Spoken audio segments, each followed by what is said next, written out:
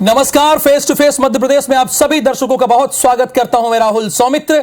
मध्य प्रदेश में इसी साल विधानसभा चुनाव होने हैं, लेकिन उसके पहले ही यहां देश विरोधी गतिविधियां सामने आ रही हैं, जो चुनावी माहौल के लिहाज से माकूल तो बिल्कुल नहीं कहा जा सकता।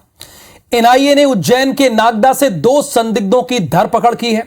दोनों पर पंजाब इंटेलिजेंस दफ्तर पर रॉकेट लॉन्चर दागने में सहयोग करने और सिंगर सिद्धू मूसेवाला की हत्या में शामिल होने का आरोप है। मालवा निमाड़ पहले भी सिमी का गढ़ रहा है और अब गैंगस्टर का सेफ हाउस बनता जा रहा है। इसी विषय पर डिबेट के लिए आज के शो का हमने नाम रखा है, जो आपकी स्क्रीन पर है, गैंगस्टर कनेक्शन, एनआईए का एक्शन और 23 का इलेक्शन। ये तीनों चीजें इंपॉर्टेंट है। इसी पर करेंगे एक धारदार बहस, लेकिन पहले अपने दर्शकों को और मेहमानों को एक रिपोर्ट दिखा देते हैं।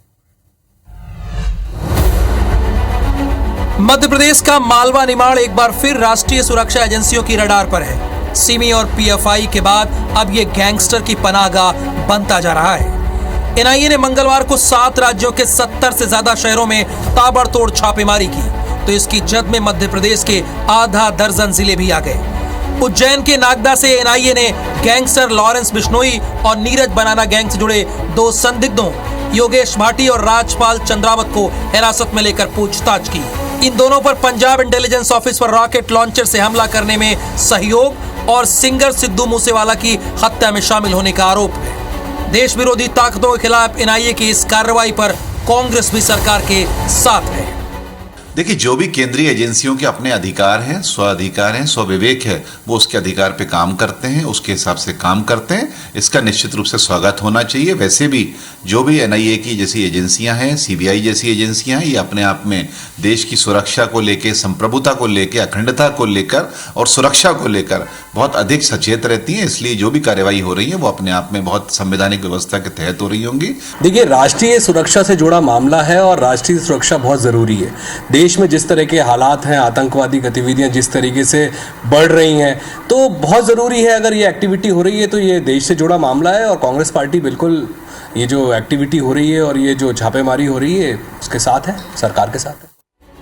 एनआईए की एक्शन से यह साफ हो गया है कि मालवा निमाड़ आतंकियों के बाद गैंगस्टर का भी गढ़ बनता जा रहा है। लेकिन सवाल है कि गुड गवर्नेंस वाले राज्य में देश विरोधी गतिविधियां क्यों बढ़ रही हैं? क्या एमपी गैंगस्टर का नया ठिकाना बनता जा रहा है? दीपक यादव, IBC24 इंदौर। तो कांग्रेस इसमें साथ है भारतीय जनता पार्टी के। वो कह रही कि आंतरिक सुरक्षा से जुड़ा हुआ मामला है, इसलिए हम भारतीय जनता पार्टी के साथ हैं। डॉक्टर हितेश वाजपेयी जी हैं, भारतीय जनता पार्टी के फायर ब्रांड प्रवक्ता हैं। मिथुन अहिरवार जी हैं, अपनी समझ के लिए जाने जाते हैं, धारदार जवाब देते हैं। और मैथिली शरण गुप्ता जी हैं, जो पुलिसिंग सिस्टम में बदलाव के लिए पूरे मध्य प्रदेश में जाने जाते हैं, स्पेशल डीजी रहे हैं। आप तीनों का बहुत स्वागत है। डॉक्टर हितेश वाजपेयी जी, बड़े लंबे समय बाद आया, लेकिन काफी कड़ा सवाल है मेरा। मध्य प्रदेश को पूरे देश में शांति का टापू कहा जाता है, लेकिन सिद्धू मूसेवाला हत्याकांड, टेरर फंडिंग, गैंगस्टर केस के मामले में एनआईए यहां पर छापेमारी कर रही है। इसकी जिम्मेदारी किसकी होनी चाहिए और ये नौबत क्यों आई? देखिए, ये ऑर्गेनाइज क्रिमिनल एक्टिविटी है और ऑर्गेनाइज क्रिमिनल एक्टिविटी में जो सवाल आपका है वो चूंकि एक पॉलिटिकल सवाल नहीं है, तो इसलिए उसका जवाब मुझे लगता है मैथिली शरण गुप्ता जी ज्यादा बेहतर दे पाएंगे, क्योंकि वो सारा जीवन उन्होंने पुलिसिंग में निकाला है। तो वो बेहतर तरीके से इसको एक्सप्लेन कर पाएंगे कि आखिर इसके पीछे किस प्रकार का एक स्ट्रक्चर होता है और किस प्रकार का प्रोत्साहन होता है, बचाव होता है, जो आपका इशारा है जिस ओर। और चूंकि इस पूरे का कोई मुझे डायरेक्ट पॉलिटिकल एंगल नहीं दिखता, हम उसको पॉलिटिकली नहीं देखते हैं। एजेंसीज अपना काम कर रही हैं और एजेंसीज को पूरी स्वतंत्रता है काम करने की। कहीं पर उनको जहां पर भी राज्य से सहयोग चाहिए, अब तो एनआईए के दफ्तर भी खुल गए सब जगह, तो वो राज्य की एजेंसीज के साथ मिलकर अपने कार्य को संपादित करते हैं। तो मुझे लगता है बेहतर यह है कि संगठित अपराध को रोकने के लिए जो एजेंसीज काम करती हैं उसमें न्यूनतम राजनीतिक हस्तक्षेप होना चाहिए। और मुझे खुशी है इस बात की, और मैं कांग्रेस के बयान का भी जो आपने दिखाया है स्वागत करता हूं। कि अपराध के क्षेत्र में हमें किसी भी प्रकार से किसी को भी कोई भी प्रत्यक्ष या अप्रत्यक्ष लीवरेज नहीं देना चाहिए। राजनीतिक हस्तक्षेप नहीं होना चाहिए, लेकिन अपराध पर नियंत्रण भी तो होना चाहिए। मिथुन अहिरवार जी हालांकि धन्यवाद कर रहे हैं भारतीय जनता पार्टी के प्रवक्ता, लेकिन पिछले कुछ सालों में देख लीजिए तो मालवा निमाड़ गढ़ बनता जा रहा है, सेफ हाउस बनता जा रहा है, ऐसा प्रतीत होता है। देखिए, बहुत ही चिंताजनक प्रश्न है और भारतीय जनता पार्टी की दो सरकारें हैं, एक केंद्र की सरकार है, एक राज्य की सरकार है। ये जो एनआईए है, ये नेशनल इन्वेस्टिगेटिव एजेंसी, ये केंद्र सरकार के तहत आता है। तो हम केंद्र सरकार जहां जहां भी गैंगस्टर्स के खिलाफ यदि कोई कार्रवाई करती है तो उसके साथ तो हैं, लेकिन साथ ही साथ प्रश्न उठाना चाहते हैं मध्य प्रदेश सरकार की जो पुलिस है उसकी नाकामी पर। मतलब मध्य प्रदेश में आप देखिए कैसे कैसे मुद्दे आए कि वेस्ट बंगाल का अपराधी यहां शरण पाता है, उत्तर प्रदेश का अपराधी यहां शरण पाता है, पंजाब का अपराधी यहां शरण पाता है। तो अपराधियों के लिए एक सेफ हेवन मध्य प्रदेश क्यों बन गया है? इसलिए बन गया है कि गैंगस्टर्स को तो पता है कि मध्य प्रदेश की पुलिस कुछ करने वाली नहीं है। मध्य प्रदेश की पुलिस को जिम्मेदारी दी गई है हीरोइनों के खिलाफ एफआईआर करने की। आप लिस्ट बना लीजिए, मेरे ख्याल से उर्फी जावेद जी को छोड़ दिया जाए तो लगभग सभी हीरोइनों पर यहां एफआईआर दर्ज हो चुकी है। मध्य प्रदेश वो प्रदेश है जिसमें पूर्व मुख्यमंत्री उमा भारती जी कहती हैं कि मैं यहां सेफ फील नहीं करती हूं, यहां पर लोग मुझे ट्रोल करते हैं। मध्य प्रदेश वो प्रदेश है जहां भारतीय जनता पार्टी के कद्दावर नेता जयभान सिंह पविया जी की बेटी पर तेजाब फेंकने की धमकी दे दी जाती है। मध्य प्रदेश वो प्रदेश है जहां 2 महीने से लेकर के 92 वर्ष की महिला तक से बलात्कार होता है। भारतीय जनता पार्टी के नेता कट्टा अड़ा करके सामूहिक बलात्कार कर रहे होते हैं। ऐसी स्थिति मध्य प्रदेश में, इसलिए जो अपराधी हैं उनके जो हौसले हैं वो चरम पर है और मध्य प्रदेश को पूरे देश के अपराधी अपनी शरणगाह बना चुके हैं। और मध्य प्रदेश में हम लोग एनआईए को तो बधाई देना चाहेंगे कि आपने एक अपराधी को पकड़ लिया, लेकिन साथ ही साथ मध्य प्रदेश की पुलिस से ये प्रश्न है कि इतने दिनों से एक दुर्दांत अपराधी अपराधियों का शरणगाह ये कैसे बनता जा रहा है? कांग्रेस ये सवाल उठा रही है। मैथिली शरण गुप्ता जी, चूंकि आप लंबे समय तक पुलिस में रहे भी हैं, एक गैंग लंबे समय से यहां पर काम कर रहा है, पूरे देश में हथियारों की सप्लाई हो रही है। क्या एनआईए से पहले लोकल पुलिस की यह जिम्मेदारी नहीं बनती थी कि उस गैंग के नेक्सस को तोड़ने की कोशिश की जाए? देखिए, पुलिस की क्षमता सीमित है। अब वो पुलिस की क्षमता वीआईपी अरेंजमेंट में लगे या दिखावी जो कार्यक्रम हो रहे हैं उनमें लगे या देश की जनता को मिले, ये एक अहम सवाल है। और ये अभी कहा गया है कि ये राजनीतिक प्रश्न नहीं है, ये बहुत बड़ा राजनीतिक प्रश्न है कि इन सत्ता में बैठे लोगों ने आज भी अपने देशवासियों के ऊपर अंग्रेजों के द्वारा जो नियम कानून भारतीय गुलामों को शोषित करने के लिए, शासित करने के लिए और उत्पीड़ित करने के लिए बनाए गए थे, ये दुर्भाग्य और लज्जा का विषय है कि इन राजनेताओं ने उसे आज भी अपने देश की जनता के ऊपर लाद रखा है। यह समय है आत्मचिंतन का, यह समय है आत्म विवेचन का, यह समय है जनता को असली आजादी देने का, यह समय है हम अच्छे नियम कानून बनाने का। आज हमारे ऊपर वही घटिया नियम कानून थोपे हुए हैं जो अंग्रेजों ने भारतीय गुलामों पर को शोषित करने के लिए, शासित करने के लिए और अपमानित करने के लिए बनाए गए थे। एनआईए और ये बाकी कार्रवाई और उसको किसी को फेवर में देखें, किसी को उसमें देखें, यह किसी भी तरीके से उचित नहीं है। अब समय आ गया है कि हम सख्त और निष्पक्ष व्यवस्था बनाएं। सत्ता में बैठे लोग जो है उन्होंने जनता को बहुत मूर्ख बना लिया है।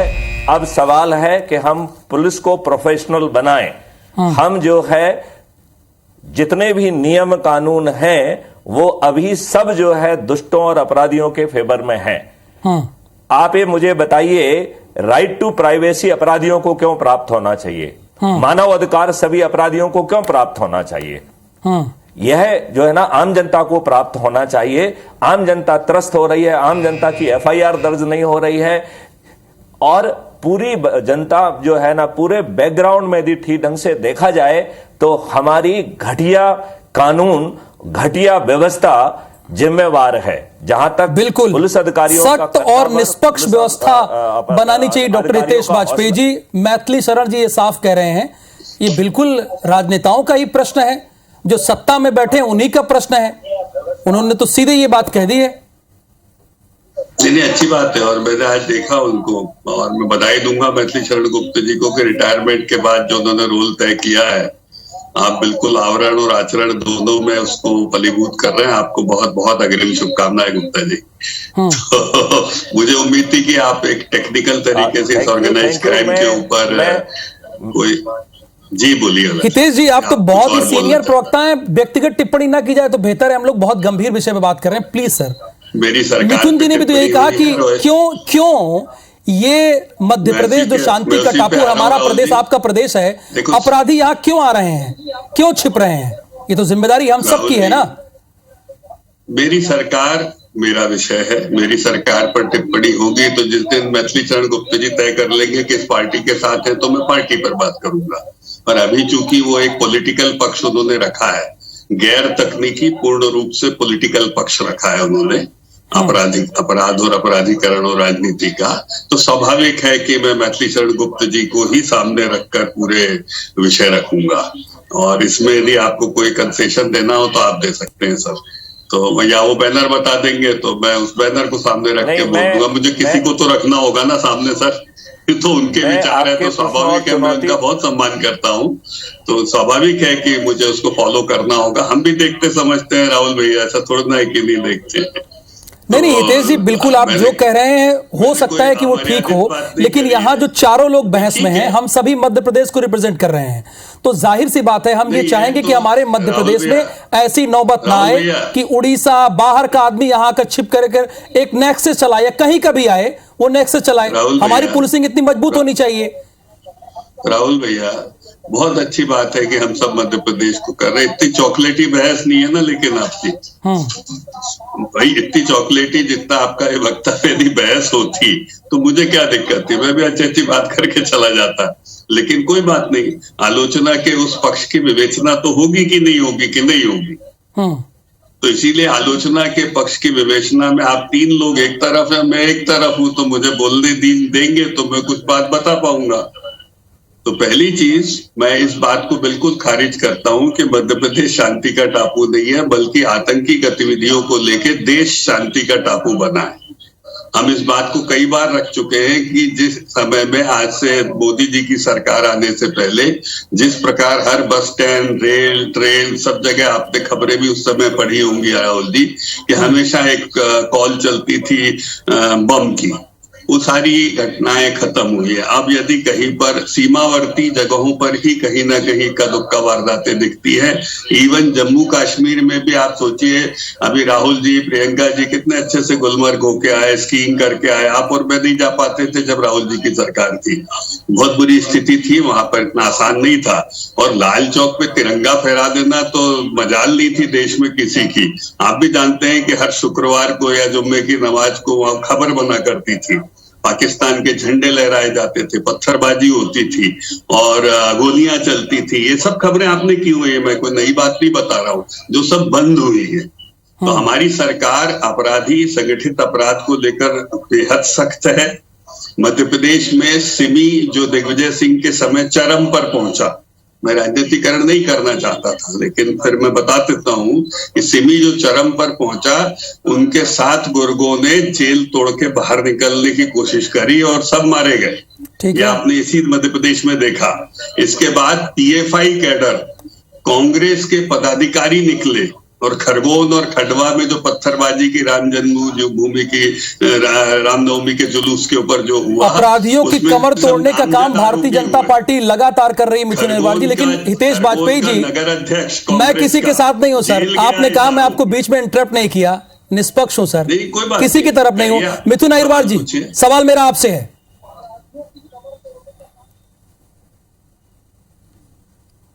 देखिए, भारतीय जनता पार्टी जितना झूठ बोले उतना कम है। सच्चाई ये है कि जिस सिमी की ये बात कर रहे हैं, तो सिमी और बजरंग दल, इन दोनों पर अगर किसी ने बैन लगाया तो दिग्विजय सिंह जी की सरकार थी। मध्य प्रदेश की सरकार तो पीएफआई के लोगों को PMAY दे रही है, प्रधानमंत्री आवास योजना के तहत उनको घर देने का काम कर रही है मध्य प्रदेश की सरकार। ये बात सामने आ चुकी है। लेकिन यहाँ मुझे बड़ा दुख हुआ कि स्वयं अमित शाह जी गृह मंत्री रहते हुए जब पुलिस रिफॉर्म्स की बात कहते हैं कि हमारे पास मॉडर्न पुलिसिंग व्यवस्था होनी चाहिए, हमारी पुलिस को हमें हाईटेक बनाना चाहिए, हमारी पुलिस को हमें नए नए ऐसे तरीके देने चाहिए जिससे अपराधियों को संरक्षण ना मिले बल्कि अपराधियों की कमर हम तोड़ सके।